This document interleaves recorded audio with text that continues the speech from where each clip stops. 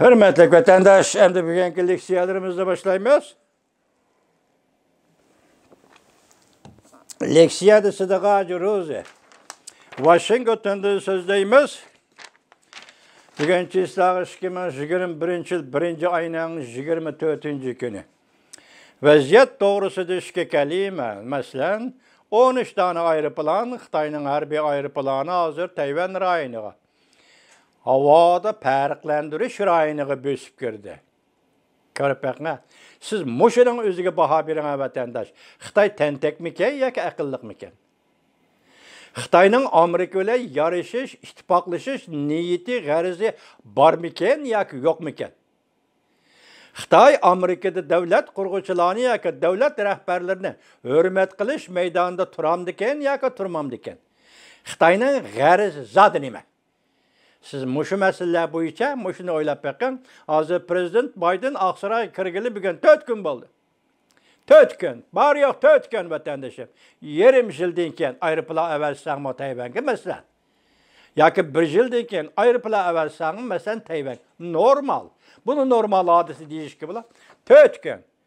Prezident Biden, Joe Biden Aksaray'a kirgili 4 gün oldu. Sen bugün Latin Tayvan'a hava boşluğu farqlandırış rayoniga 18 tane harbiy evettin digine. Ben tününün sözlüge leksiyemde çıkmay kaldı bir leksiyem geçirenler. Sözlüge leksiyemde vatandaşlar ne mi dedi? Sabık Prezident Clinton, Demokratlar Partisi'nin prezidenti bulup saylangan Clinton. Clinton'un devlet Aksaray bexatarlik maslahatchisi, favqulodda maslahatchisi. Harry Harding deydigan bir kishi bo'ladi. Bir kishi bor edi vatandaşlar. Hozir shu kishi yana gap qildi. Hozirgacha qilgan gaplarning ichida salmiqi. Masalan, sobiq davlat ishlar kotibi Mike Pompeo'dan qolsalar, salmiqi eng yuqori gap qilgan kishi nima dedi? Jungo bir azgalga tushdi. Jungo bu azgalda turib Amerika bilan qarshilashmoqchi bo'lyapti. Joe Biden, Aksaray prezident Joe Biden Aksarayga kirib bo'lgandan keyin Harry Harding shundoq dedi. Dediki, hozir Jungo azgalga tushdi. Azgalda turib Amerika bilan bir qapas elishmoqchi bo'lyapti. Hozir mana ko'rdingiz, Tayvanga 18 tane ayrı plan 4 gün ichida. Bak katta gap ku vatandaş bu. Vaziyet shuni aytganda katta gap. Bunga darhol inkas qaytardi Amerika taraf. Darhol inkas qaytardi, chiroyli, muloyim inkas qaytardi. Lekin Jungolikning xuy paylini mashinada ko'rib olsangiz bo'ldi vatandoshim. Endilikdagi rasmiy leksiyamanda Prezident Joe Biden matbuot va radioni tartibga soldi. Amerika ovozi yuqori darajali rahbarlar iste'fo berdi. Amerika ovozida yuqori darajali rahbarlar iste'fo berdi. Mavzuli xabar 1 ayning 24-gün Jungoga nazar tor betida e'lon qilindi. Xabar bunday boshladi. Amerika Qo'shma Shtatlarining prezidenti Joe Biden vazifaga o'ltirib 2 kundan keyin Donald Trump hukumatining ko'p turlik siyosatini amaldan qoldirdi. Amerika Yer Shari Radio İşleri Mahkemesi'nden icraiye başlığı Michael Peck ve Amerika Ovozining bir necha nafar amaldori xizmatidan iste'fo berdi. Washington Post ise munda xabar qildi. Avvalgi prezident Donald Trump Aksaray tarafidan Jungo partiyasining tashviqot karniga aylandi deb qaraydigan Amerika ovozini tirishib tartibga solgan edi. 4 yil sarf qilib, 4 yil vaqt sarf qilib, qonun tartiblardan o'tib, o'tgan yili amaldorlarni, Amerika ovozining amaldorlarini almashtirgan edi. Bu tirishchanliklar Prezident Joe Biden vazifaga o'ltirib 2 kundan keyin o'zgarib ketdi. Prezident Joe Biden 1 ayning 20 kuni qasam berib vazifaga o'ltirgandan keyin sobiq prezident Donald Trump nomzodlikqa ko'rsatgan va Kengash palatasi Amerika Yer Shari Radio İşleri Mahkemesiga boshliq qilib tayinlagan Michael Peck vazifesinden ayrıldı. Onun ornuğa Amerika Avazi Radyosu da 40 yılga yakın muhbir bulup işleyen Joe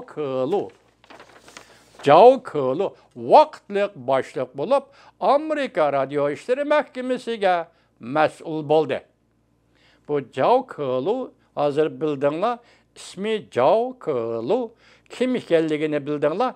Vatandaşlar bu kişi bu hanım Tayvanlik. Hanzo kişi ekan vatandaş.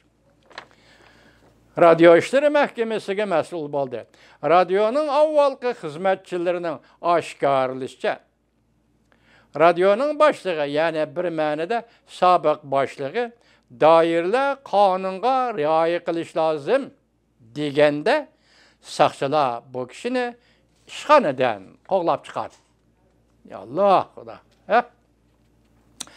Amerika Ovozi, Amerika Yer Shari Radyo İşleri Mahkemesining bevosita boshqarishida bo'ladi.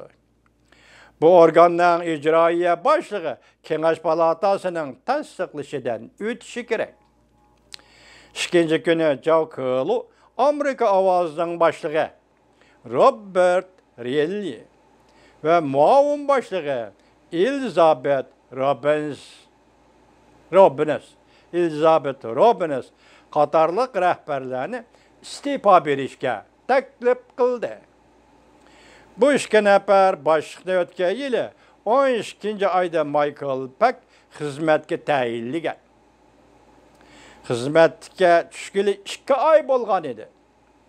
Joe Kulu yana Amerika Ovozining muxbiri Yolanda, ya'ni Lopez Yolandani Amerika Ovozi vaqtliq boshliq qilib tayinladi. Onundan başqa Kuba Radyo İdaresi ishxonasining mas'uli Jeffrey Shapiro o'xshash bir kunda iste'fo berdi. Bu kishini Michael Peck bu ishxonaga mas'ul qilib tayinlagan.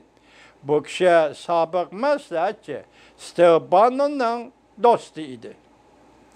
Amerika Yer Shari Radyo İşleri Mahkemesi Amerika Ovozi Erkin Asya Radyo Stansiyasi ve Erkin Avrupa Radyo Stansiyasi qatorliq radyo organlarini boshqaradi. Hurmatli Joe Kulu xonim, muborak bo'lsin. Sizning yangi vazifaga tayinlanganligingizni, masalan, Prezident Joe Biden davrida yangi vazifaga tayinlanganligingizni qarshi olamiz. Biz radyo anglaydigan, radyo anglab turadigan butun hayotimiz radyo anglash bilan o'tgan odamlar biz. Vatandan Uyg'uristondan kelib Amerikada siyosiy panohlik qildik. Amerika xalqi bizga radyo ochib berdi. Hurmatli Joe Kulu xonim, biz radyoning bir ishga odamning qo'lida monopoliya qilinishini qabul qilolmaymiz. Biz radyoning guruhvozlar va yurtvozlarning saloniga aylanishini qabul qilolmaymiz. Joe Kulu xonim shundaqla radyoning, masalan, Uyg'urlarning tarixidagi axlat sandig'idan terib kelingan axlatlarni tarjimahol o'ydirib, tarjimahol yezib berib, qahramonga aylantirishini qabul qilolmaymiz, Joe Kulu xonim. Şuna sizga iltimosimiz shuki, yuqoridagi tartibga solayotgan chig'ingizda Erkin Osiyo Radyosuning Uyg'ur bo'limining rahbarligini tartibga solishingizni, hatto ba'zi muxbirlarga, masalan, arx ko'rinishi murakkab bo'lgan muxbirlarga chek qo'yishingizni umid qilamiz, hurmatli Joe Kulu xonim.